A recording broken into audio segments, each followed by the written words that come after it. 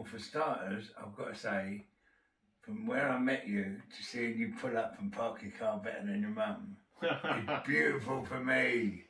Right? It's beautiful for me to actually see the man. Yeah. I met the irritating little monster that you were. No, I didn't mean it. No, sorry. When I first met you coming here and I was talking to your mum, Yeah. he was just running around going, oh, I want a gun, and I was sitting there trying to talk to mum. Yeah. And you was just running around trying to pull the ornaments off the wall and a gun, and so in the end, to shut you up, I don't know if you remember this. Try me. I gave you a handgun, and as soon as you got it, you come up to me. And I was thinking, I ain't one of the ones that's loaded, you know what I mean? I hope that. Yeah. I don't think you were strong enough to actually pull the trigger even at the end. You were like tiny with a little belt you had with you, but tiny. And he was pointing at me. And at the time, none of us knew the reason for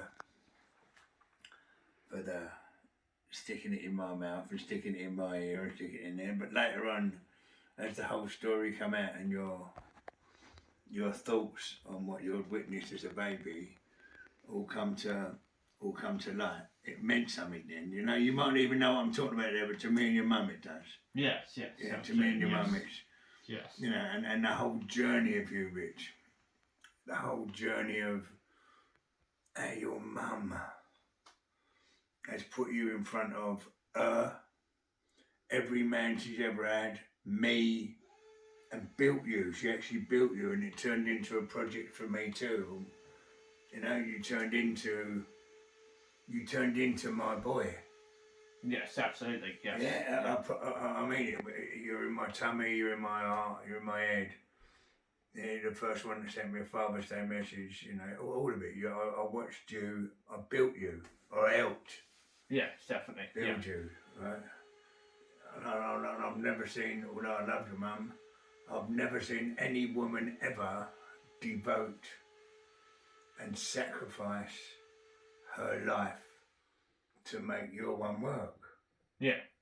You know that, didn't you? You're already aware of that. Yeah. I love that. I love that confidence in the way I told you that. But the fact that you're aware of it makes everything she's done worthwhile. Yeah. And to see you now, after college, got through all them hurdles you had, and you had some hurdles, but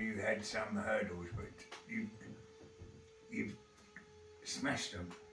Yeah. You saw the hurdles, didn't you, Dave? Like even at school when you had to go to parents' evening because they just wouldn't listen to me when I sang that. I've done the parents' evenings. Do you remember all them? I've done your parents' evenings, all of it. Yes.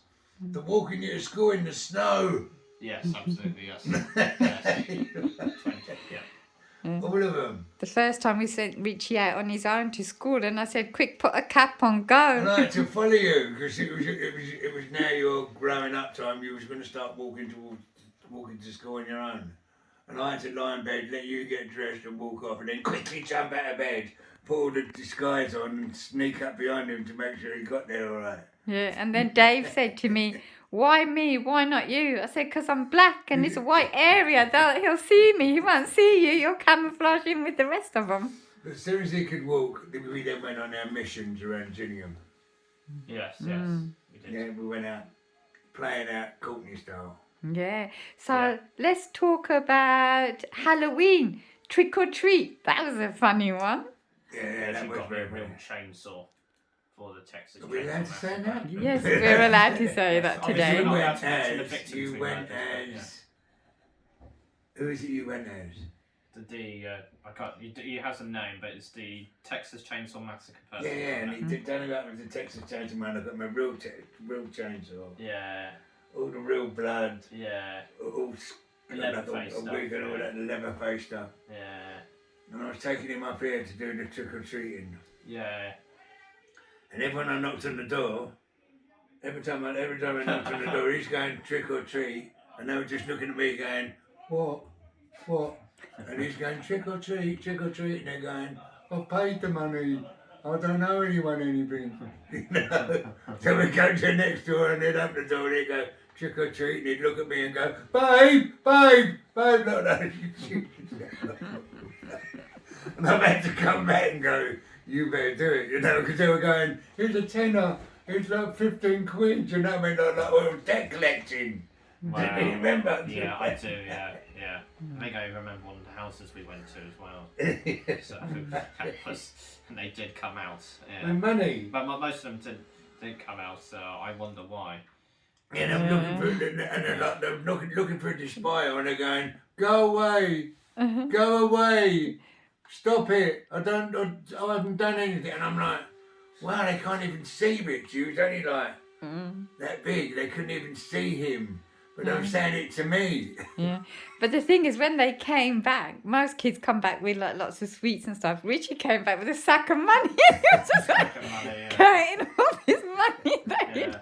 he'd come back with. Yeah. Right, okay, we'll go on to the next